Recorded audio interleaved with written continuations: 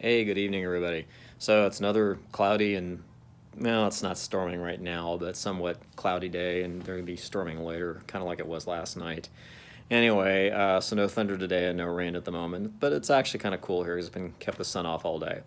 So something I wanted to talk about today was how COVID-19, the entire pandemic, has affected healthcare workers. And there's been a lot of research about stress in the medical field over the years and stuff like that, but this really has hit home because it's something that's unprecedented. We've never really had to deal with something like this.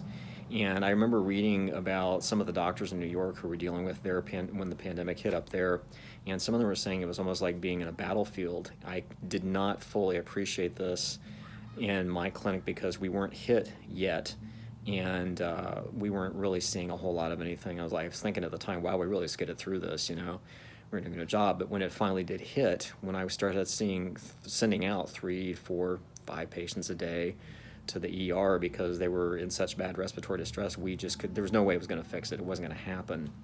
And that became a real issue. And about the 4th day into this whole thing, when it started, I was like, oh my God, I'm starting to see what these guys are talking about. It's like, our patients are just getting bad one after another. I mean, I'm doing what I can, but after a certain point, there's only so much you can do in a clinic type situation. You just cannot do everything you need to do. So that became a real issue, and I started to understand what they were talking about. And my experience was not anywhere near the scale those people were experiencing, thankfully.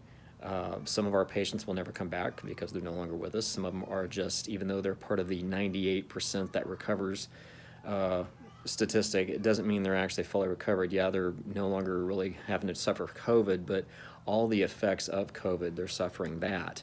And such as not being able to breathe. Some of them have trachs where they didn't have trachs before. Some of them are now oxygen dependent. They were never oxygen dependent before.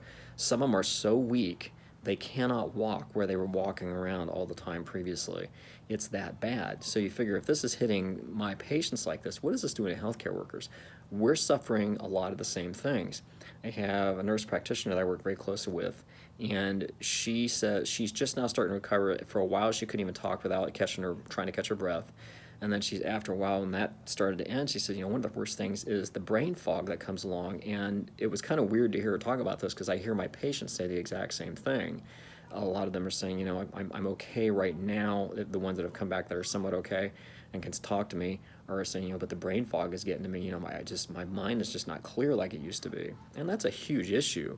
So you figure, if healthcare providers are getting this and we're exposed to this on a regular basis, what's going on out there? So some interesting facts, talking about the CDC. This was a very small study they did. It was only about 300 participants that they got into this, but there's other studies that kind of back this up. But they found that 35% of about 292 respondents were still feeling fatigue, still not really recovering. They really couldn't go on with their whole day, good for a couple of hours, and after it's like, I got to go take a nap, and a really long nap at that.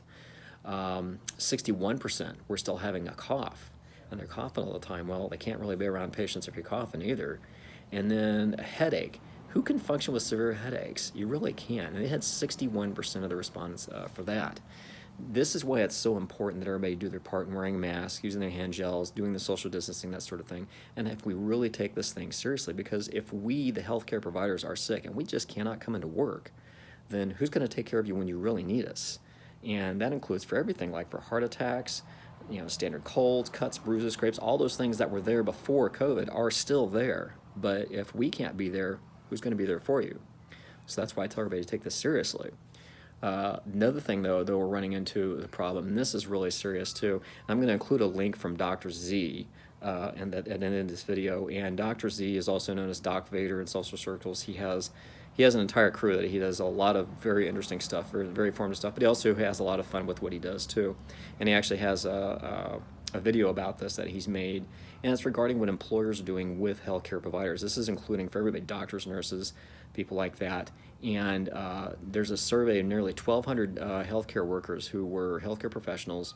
A third of those who said they got sick, but they had to return to work while they were symptomatic because they were specifically told by their employers, oh, well, it's only been a couple of days, you're perfectly fine, come in, we need you because you have to be here. Well, they're sick, they're infectious, but their employers made them come in anyway. There was a respiratory clinic in North Carolina where a lot of the workers got sick. People had to come in because they were told if they stayed home, they'd be fired. There are hospitals and other healthcare facilities that have actually fired people, doctors included, nurses. These are the people you need in there, but they just went ahead and fired. He goes, oh, well, you called out. There are reports that some of these people are having their PTO taken away if they call out sick for this. I mean, this is a really serious issue, but it also it also presents really how serious it is for these healthcare entities, these hospitals and clinics and things like that. They're so short-staffed now because of COVID and how serious everything is. They're telling their workers come in sick. We have to have somebody here manning the floor for these other patients who are also sick. Doesn't make any sense, but that's the situation we're in. So everybody out there, please, take the mask, take a respirator if you have one, wear something, be serious about this. Take it very seriously.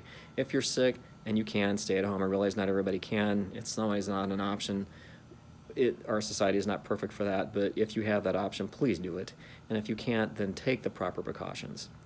As always, everybody, wear a mask, use a hand gel, social distance, and wash your hands, all right? Everybody have a good night, and I don't know what I'm going to present tomorrow. We'll think about that. Somebody send me some ideas.